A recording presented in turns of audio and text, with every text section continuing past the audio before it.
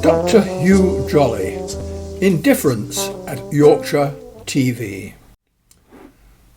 Dr. Jolly was a consultant paediatrician, and was actually, I think, the head of paediatrics at Charing Cross Hospital.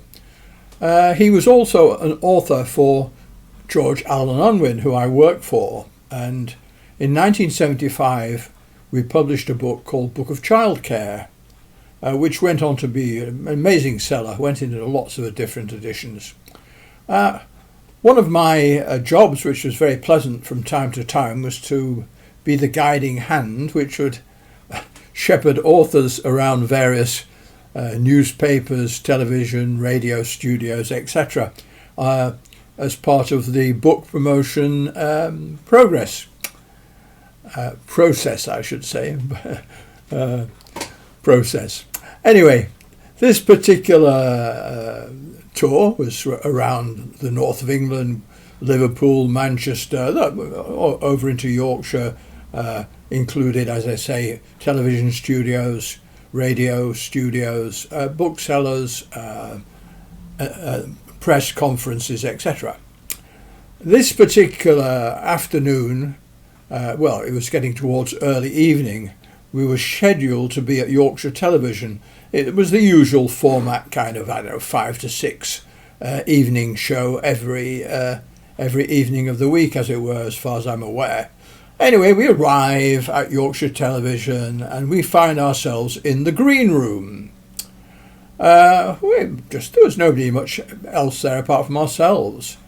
Of a sudden, the anchorman at that time, the late Richard Whiteley, suddenly appeared, and he walked up almost quite superciliously, in fact, and Dr. Jolly, and said, we'll be on in a few minutes. I haven't read your book.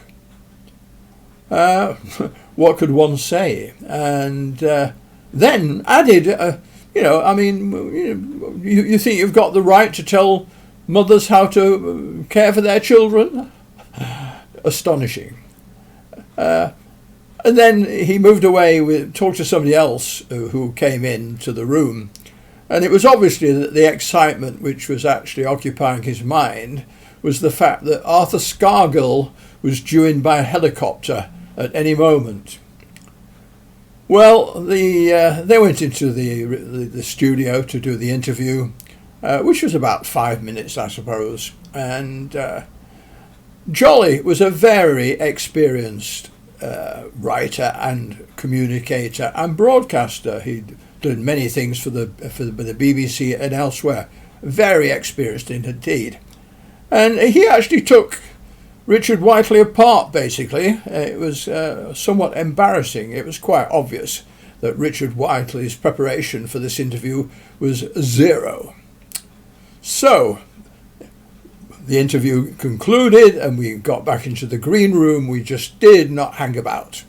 In fact, basically, we said our goodbyes, not with any great appreciation or warmth, and went in the direction of the exit. At this point, Richard Whiteley, I'm sure, suddenly realised he'd made something of a faux pas, and he actually followed us, quite apologetically, but without making any apology, all the way to the exit of Yorkshire Television. Astonishing. What was even more interesting was we then went on to Radio Leeds, and the difference was incredible.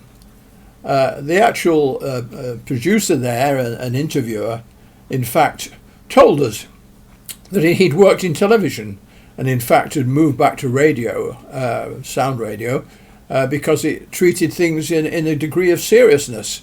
And in fact, he'd actually read the book and had many sort of informed questions. And I mean, it's just unbelievable. There's absolutely no contrast.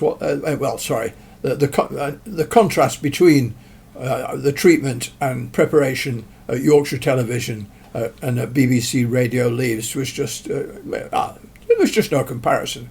I mean, Radio Leeds, in terms of professionalism and actually fulfilling a function to provide the public with valuable and interesting information was just totally obvious.